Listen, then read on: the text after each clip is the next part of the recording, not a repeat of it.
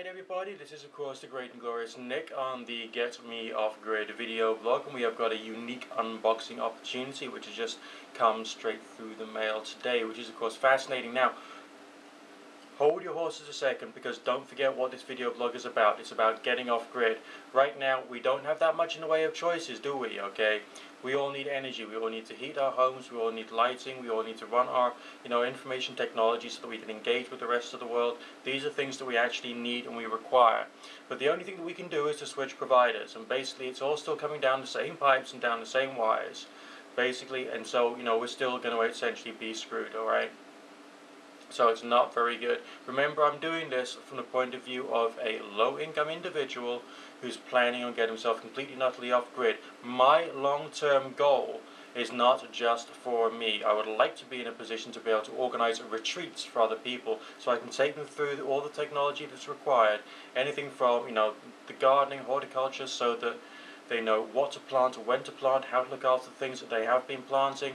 Also the food storage, food preservation, more things that I've been learning over the past couple of years. I just want to give them all this information. I want to show it to people, let them experience it on a hands-on basis. They can try and incorporate that into their own life and bring that into their own communities. Okay, solar panel construction. You see me doing it on this video blog, and I want to be able to help other people to be able to do the same, and not just small scale stuff. Okay, I want to help people to make larger kits, larger setups, so that they can save themselves an awful lot of time and energy, and in the long run, money. Okay, energy prices are not going to go down. All right, energy prices are not going to go down; they're going to go up.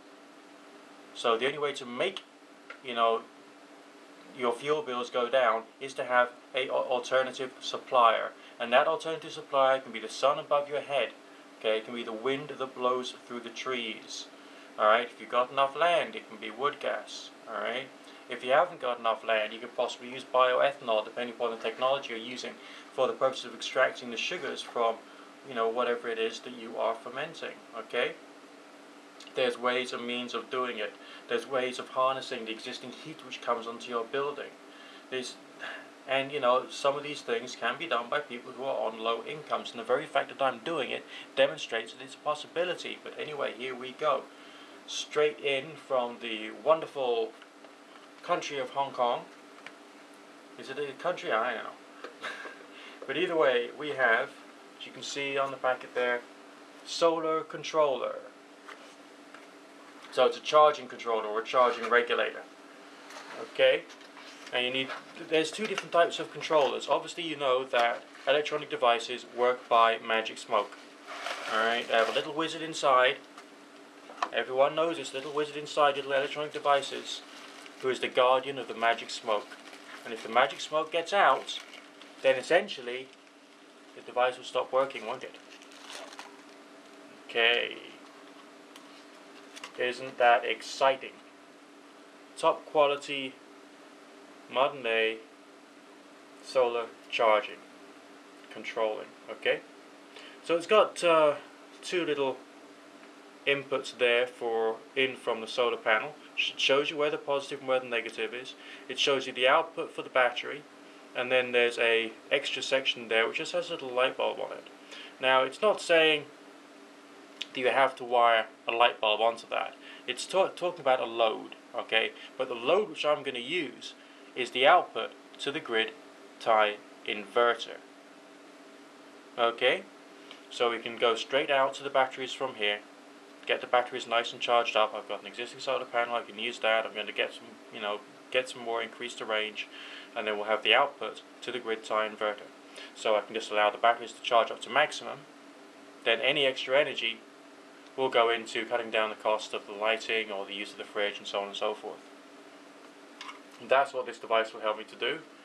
It's MPPT, which essentially means that it runs with more complex and intelligent technology than other forms of charge controllers, and it's going to be quite exciting.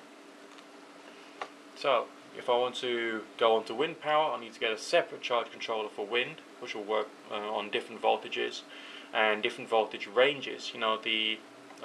This charge controller will have a limit to its voltage range input, so I will have to be very careful with that.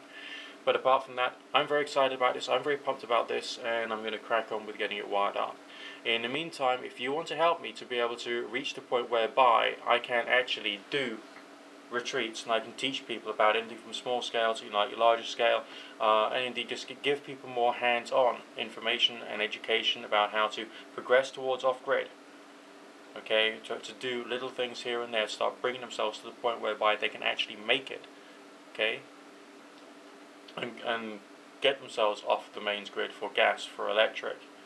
Okay, so the hot water for, let's say, the bathtub or the shower does not have to come from the burning of fossil fuels, whether it's coal or gas from fracking. It's a bad idea. Why do people do it? I mean, it's an appalling idea. When the sun is shining, why do I have to burn fossil fuels to heat the water for my washing up? I shouldn't have to do it. I should be able to do it all off-grid, and you'll be able to as well.